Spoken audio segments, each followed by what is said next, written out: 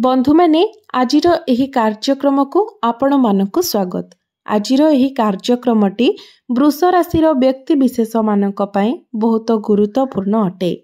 कारण एही होली बा दोल पूर्णिमा ठारू आपणक जीवन रे एक बहुत बड़ परिवर्तन हेबाको जाउछि। कारण होली दिन अर्थात मार्च 15 रे सूर्य निजर राशि परिवर्तन करबाको जाउछंती एवं 29 मार्च को शनि मध्य निजर राशि परिवर्तन करबाको जाउछंती। आपण माने जानती शनि देव गोटे राशि रे दीर्घ 2.5 वर्ष परे 2.5 वर्ष पर्यंत रही थांती। तो 2.5 वर्ष परे शनि निजर राशि परिवर्तन करबाको जाउछंती, जहाँकि 29 मार्च को शनि निजर राशि परिवर्तन करबाको जाउछंती। जहा फଳରେ एही होली बा दोल पूर्णिमा परे आपणक जीवन रे एक विराट परिवर्तन हेबाको जाउछि।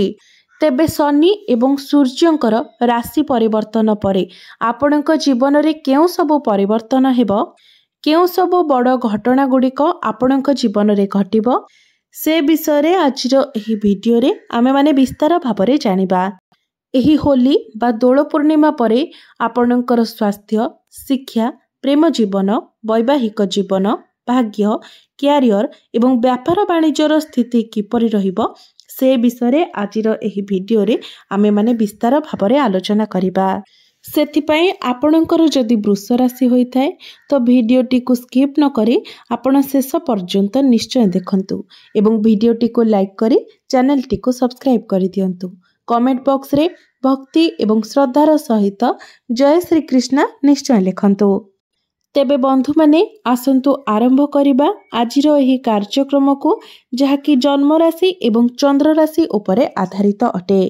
तेबे राशि चक्रर 12 गोटी राशि मध्यरु द्वितीय राशि हेउछि वृष राशि। तेबे आपणकर कुंडलीर प्रथम भावरे विराजमान अछंती देवगुरु बृहस्पति, द्वितीय भावरे विराजमान अछंती मंगल, पंचम भावरे विराजमान अछंती केतु, दशम भावरे विराजमान अछंती शनि एवं सूर्य। तेबे 15 मार्च को शनि आपणकर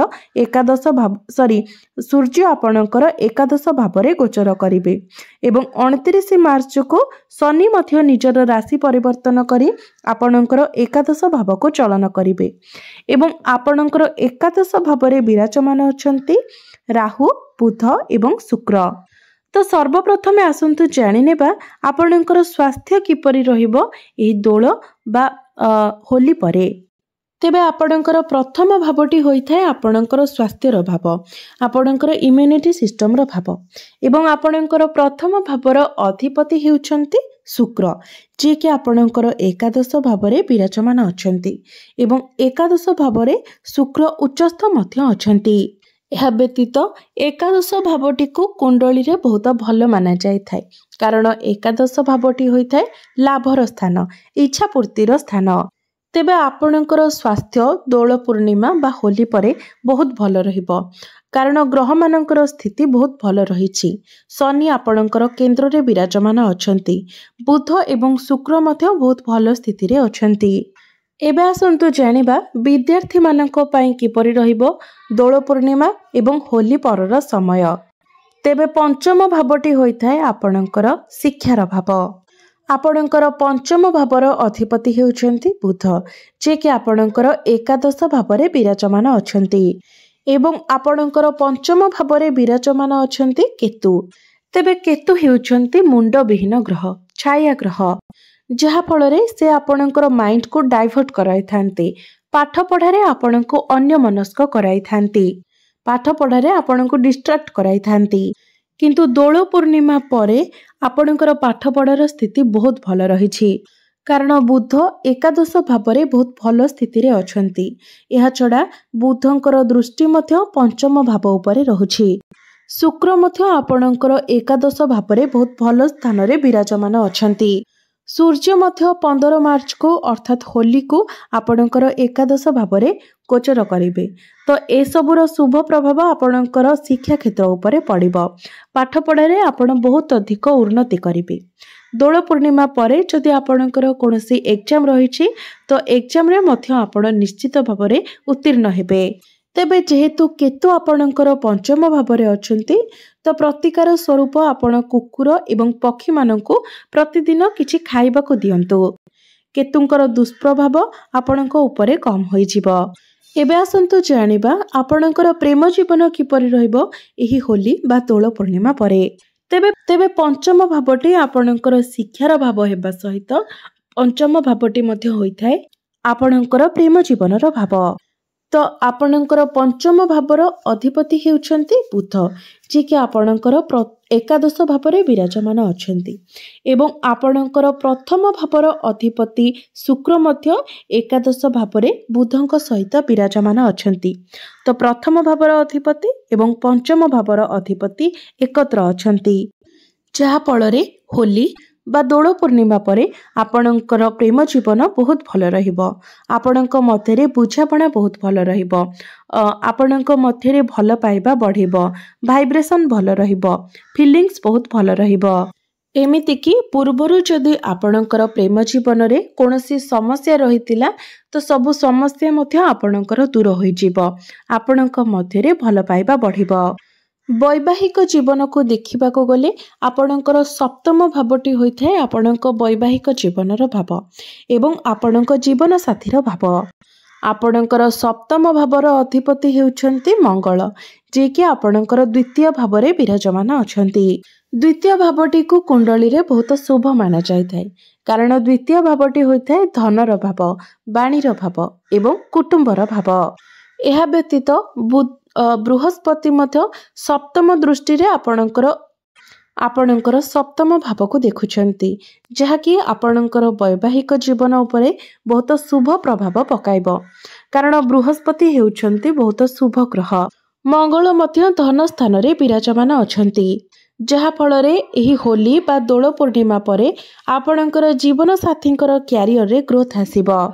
कोनोसी नुआ जिनिसर से प्लानिंग करि पारंती, किछि नुआ आइडिया तांकर मन को आसी पारे। आपण दुई जण मिसी फैमिली प्लानिंग मध्य करि पारंती। तो मोटामोटी भाबरे देखिबाकू गले एही होली बा दोल पूर्णिमा परे आपणकर वैवाहिक जीवन बहुत भल रहिबो। तेबे शनिकर दृष्टि मध्य जेहेतु आपणकर सप्तम भाव उपरे रहुछि, तो आपणकर जीवन साथींक मध्यरे टिके जिद्दी स्वभाव देखा देई पारे। छोट छोट कथारे ही से जिद्दी करिवे। तेबे एसबुर कोनोसी खराब प्रभाव आपणक वैवाहिक जीवन उपरे पड़िबो नाही। तेबे भाग्य दृष्टि देखिबाकू गले आपणकर नवम भावटी होइथाय भाग्यर भाव एवं आपणकर नवम भावर अधिपति हेउचन्ति शनि, दशम भावर अधिपति मध्य शनि। तो शनि दशम स्थान रे विराजमान अछन्ति। शनिकर स्थिति दशम भावरे बहुत भल रहिछि। मात्र 29 मार्च को शनि निजर राशि परिवर्तन करी आपणकर एकादश भावरे गोचर करिवे। एकादश भावरे मध्य शनिकर स्थिति बहुत भल रहिबो, कारण एकादश भावटी लाभर स्थान एवं 2.5 वर्ष पर्यंत शनि आपणकर एकादश भावरे ही रहिबे। तो दोल पूर्णिमा परे आपणको लाभ ही लाभ प्राप्ति हेबो। धन रोजगार करिवार नुआ नुआ बाट आपणको मिलि जिवो। अनेक दिगरु आपणको धन प्राप्ति हेबो। अनेक दिगरु रोजगार करिबा पई आपण निजे मध्य चेष्टा करिवे। एहा व्यतीत भाग्यर कारक ग्रह देवगुरु बृहस्पति नवम दृष्टि रे आपणकर नवम भाव को देखुछन्ति, जहाँकि आपणको भाग्यर साथ मिलिबारे संपूर्ण रूप से सहाय्य करिबो। शनि मध्य बहुत भल स्थिति रे विराजमान अछन्ति। तो जदि आपण किछि इन्वेस्टमेंट करिबा पई चाहुचन्ति, किछि बड़ जिनिसर किणाकिणी करिबाकू चाहुचन्ति, किछि बड़ डिसिजन नेबा पई चाहुचन्ति, कोनोसी शुभ मांगलिक कार्य करिबा पई चाहुचन्ति, एपरि किछि भी काम आपण करिबाकू चाहुचन्ति जेउथिरे भाग्यर साथ दरकार पड़े, तो से सब प्रत्येक कार्य रे आपणको सफलता मिलिबो। क्यारियर कथा हेबा जदि तो आपणकर दशम भावटी होइथाय क्यारियर भाव एवं आपणकर दशम भावर अधिपति शनि दशम भावरे ही विराजमान अछन्ति एवं 29 मार्च को शनि आपणकर एकादश भाव को गोचर करिवे। तो शनिकर स्थिति बहुत भल रहिछि। तो 29 मार्च परे कार्य क्षेत्र रे आपणकर प्रमोशन होई पारे एवं जेउ मानकर चाकरी बाकरी नाही तो आपणको चाकरी मिलिबार जोग मध्य बहुत भल बनुछि, जहाँकि 29 मार्च परे आपणको चाकरी मिलिबार संभावना बहुत अधिक रहुछि। सेथिपाई आपण माने निजर चेष्टा जारी रखिबा उचित। बिजनेस मध्य आपणकर होली किंवा दोल पूर्णिमा परे बहुत भल रहिबो कारण बिजनेस रो कारक ग्रह बुध आपणकर एकादश स्थान रे बहुत भल स्थिति रे विराजमान अछंती। मंगल मध्य धन स्थान रे विराजमान अछंती जे कि आपणकर सप्तम भावर अधिपति। तो निश्चित भाव में यह दोल पूर्णिमा परे आपण आपणकर बिजनेस रे ग्रोथ देखा पाइबे। बिजनेस रे आपणकर लाभ हेबो एवं विभिन्न दिगरु आपणको धन प्राप्ति हेबो। तेबे बंधु माने अधिक शुभत्व प्राप्ति करबा पई आपण प्रत्येक दिन शुक्रंकर बीज मंत्र 108 थर जप करंतु। प्रत्येक दिन संध्यारे आपण हनुमान चालीसार पाठ करंतु एवं प्रत्येक दिन आपण उदित सूर्य को तंबा पात्र रे जलार्घ्य अर्पण करंतु एवं प्रत्येक दिन आपण गायत्री मंत्रर जप करंतु। तो बंधु माने आपण मानकर जीवन मंगलमय हेउ एहा ही ईश्वरंक निकटरे मोर प्रार्थना। धन्यवाद।